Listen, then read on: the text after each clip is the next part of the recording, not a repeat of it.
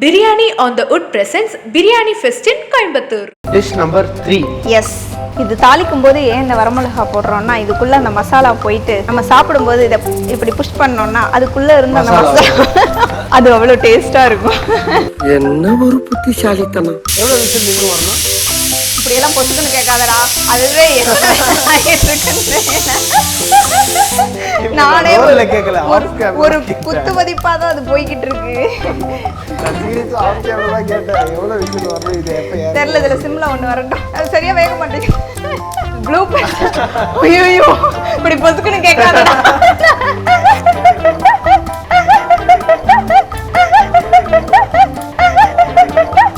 எண்ணெய் எல்லாம் மேல வந்து தண்ணி எல்லாம் வேப்பர் ஆகி தண்ணி எல்லாம் கீழே போகி ஆயிடுச்சா? அவ்வளவுதான். மட்டன் ஃப்ரை தயார்.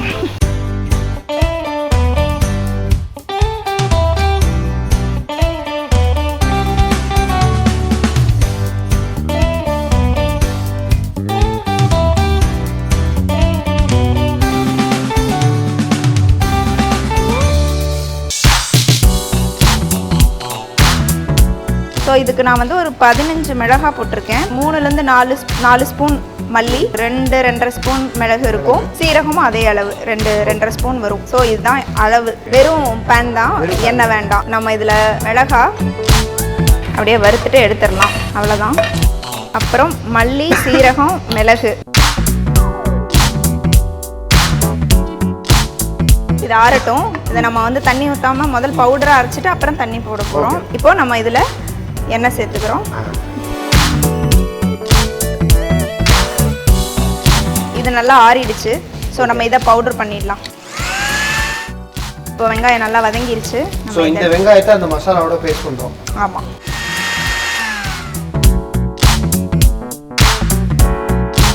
இதுதான் எங்களோட மேஜிக் மசாலா.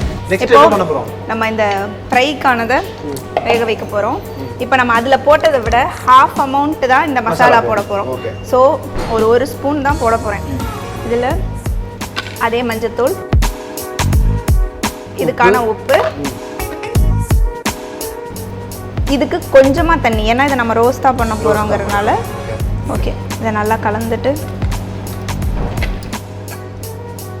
அதே மாதிரி இதுக்கு எத்தனை விசில் வேணும்? ஒரு 5 விசில்ஸ் வச்சிடலாம்.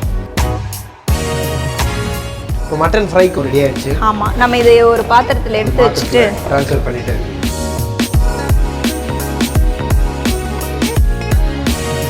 தேங்காய் எண்ணெய் போட்டுக்கலாம். அதே தேங்காய் எண்ணெய் எல்லாம் இந்த ஃப்ரைக்கும் போடுறது டேஸ்ட்டாக இருக்குமா? எல்லாத்துக்குமே இதே தான்.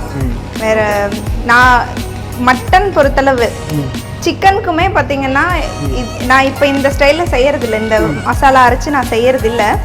ஊரில் அப்படி தான் பண்ணுவாங்க. அப்படி இருக்கும்போது அதை தாளித்து கொட்டுறதுக்கு மட்டும் தேங்காய் எண்ணெய் யூஸ் பண்ணுவாங்க. நான் இப்போது நார்மலாக இங்கே நான் வேறு ஸ்டைல் ஸ்விட்ச் ஆனிட்டேன்.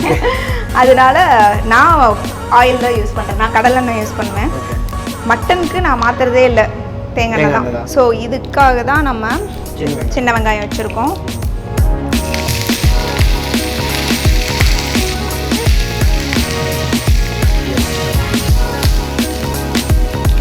ஒரு ஸ்பைஸ்ட் அப் மட்டன் கறியாக இருக்கட்டும் இல்லை சிக்கன் கறியாக இருக்கட்டும், எப்போவுமே இந்த ஆனியன், இந்த கருவேப்பிலை, இந்த வரமிளகா இதெல்லாம் வந்து ரொம்ப ஒரு இம்பார்ட்டண்ட்டான ஒரு டேஸ்ட் கொடுக்கும்.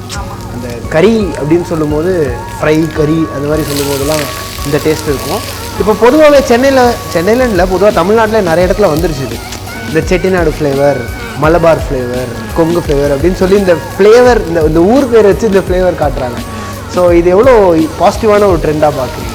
நல்லதான். இப்போது நான் பார்த்தீங்கன்னா எப்படி சுற்றினாலும் எனக்கு இந்த நீங்கள் சொன்ன மாதிரி கொங்கு ஃப்ளேவரில் ஒரு சில கடைகள் இருக்குது. ஓகே, அதுதான் என்னோட ஃபேவரட்டாக இருக்கும். ஓகே. ஸோ அந்த மாதிரி ஒவ்வொருத்தருக்கும் இப்போ நம்ம எல்லாரும் சென்னை நேட்டிவ் கிடையாது, ஊர்லேருந்து தான் வந்திருப்போம். நம்மளால சில விஷயங்கள் போய் சாப்பிட முடியாது, இல்லை செய்ய முடியல அப்படின்னா இந்த மாதிரி கடைகள் இருந்துச்சுன்னா ஜாலியாக போய் ஒரு வேலை சாப்பிட்டுட்டு வந்தாங்க.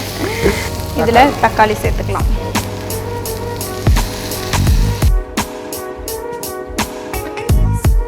இது வேகிறதுக்காக கொஞ்சமாக உப்பு சேர்த்துக்கலாம். நம்ம அதுலேயும் உப்பு சேர்த்துருந்தோம். ஓகே, இது நல்லா வெந்ததுக்கப்புறம் நம்ம நம்ம இந்த மட்டனை எடுத்து இதில் போட்டுக்கலாம். ஓகே ஓகே, இது நல்லா ரோஸ்ட் ஆகணும். இப்போ இதுலேயுமே நம்ம இந்த ஸ்டேஜில் உப்பு மிளகாத்தூள் எல்லாம் பார்த்துடலாம். பிகாஸ் ஆல்ரெடி நமக்கு அவ்வளோ பார்க்கணும் தேவைப்படாதுன்னு நினைக்கிறேன். பிகாஸ் இந்த மசாலாலே நமக்கு தேவையான ஒரு 50% வேலை முடிஞ்சிருச்சு. எல்லாமே முடிஞ்சிருச்சு. இந்த மசாலாவை இன்னும் கூட போடணுமா வேண்டாமாங்கிறது தான் போடணும்.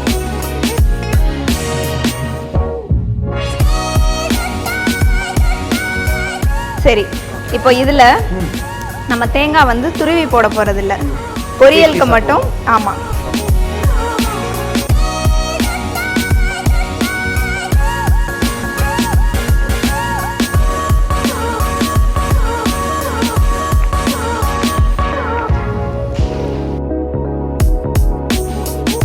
இது தாளிக்கும் போது ஏன் இந்த வரமிளகா போடுறோம்னா இதுக்குள்ளே அந்த மசாலா போயிட்டு நம்ம சாப்பிடும்போது இதை இப்படி புஷ் பண்ணோம்னா அதுக்குள்ளே இருந்த அந்த மசாலா அது அவ்வளோ டேஸ்ட்டாக இருக்கும். ஸோ ஃபினிஷிங் டச்னா தேங்காய் போட்டு. ஆமாம், இறக்கும்போது தேங்காய் போட்டு முடிச்சிடலாம். ஆமாம், இன்னும் கொஞ்சம் ரோஸ்ட் ஆகட்டும். இப்போ இதுலேயும் பிசைஞ்சு சாப்பிட போகிறோம்னா அட்லீஸ்ட் இந்த ஸ்டேஜில் எடுத்துடலாம். நமக்கு ஏகப்பட்ட ஐட்டம் இருக்கிறனால கொஞ்சம் கொஞ்சம் ரோஸ்டாகவே பண்ணிடலாம். எவ்வளோ விசில் நின்று வரணும்? இப்படியெல்லாம் பொசுக்குன்னு கேட்காதடா, அதுவே நானே ஒரு குத்து மதிப்பாக தான் அது போய்கிட்டு இருக்கு. அது சரியாக வேக மாட்டேங்குது. ப்ளூ ஐயோ, இப்படி பொசுக்குன்னு கேட்காதடா. என்ன ஹைலைட்னா அவங்க வீடியோவை பார்ப்போம். அப்படியா? தம்பி, உனக்கு அடுத்த வாரம் செவசால சாப்பாடு செஞ்சு கொடுக்குறேன், நல்லபடியாக பார்த்து கட் பண்ண. அப்படியே இந்த எண்ணெய்லாம் மேலே வந்து எண்ணெய்லாம் மேலே வந்து தண்ணி எல்லாம் கீழே போகுது. தண்ணி எல்லாம் வேப்பர் ஆகி ஆயிடுச்சா? அவ்வளோதான். எஸ். இந்த நேரத்தில் நம்ம அப்படியே லைட்டாக தேங்காயை தூவி விட்டா ஜம்முன்னு ஜோராக இருக்கும். ஆமாம்,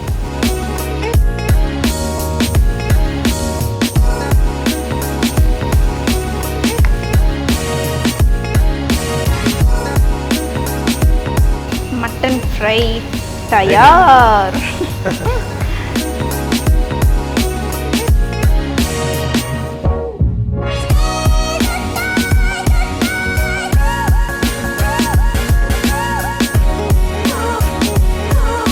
டிஷ் நம்பர் 4 போட்டி ஃப்ரை.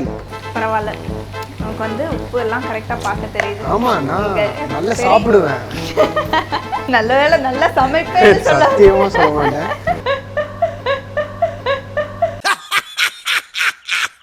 இப்போ நீ சாப்பிட்றதுக்கு வெயிட் பண்ணுறியா, வீட்டுக்கு போகிறதுக்கு வெயிட் பண்ணுறியா? ஆப்ஷன் 1.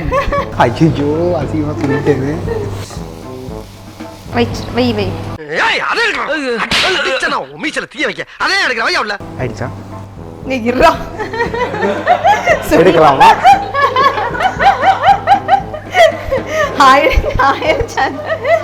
பேசிட்டு இருக்கும்போது இடையில ஐயாவா வாடா வாடான்னு எதுவும் சொன்னியா? ஃப்ளோல ஏதாவது வந்திருக்கும். அதே மாதிரி நீங்களும் ரொம்பவே ஸ்வீட்டா லவ்வோட எங்களுக்கு இவ்வளோ விஷயத்தை சமைச்சு கொடுத்துருக்கீங்க. இது சாப்பிட்டுட்டு அது லவ்வோட இருந்துச்சா இல்ல ஏதாவது வெஞ்சன்ஸ் வச்சு இருந்துச்சான்னு நீங்க சாப்பிட்டு பார்த்துட்டு சொல்லுங்க. Biryani on the Wood presents Biryani Fest in Coimbatore.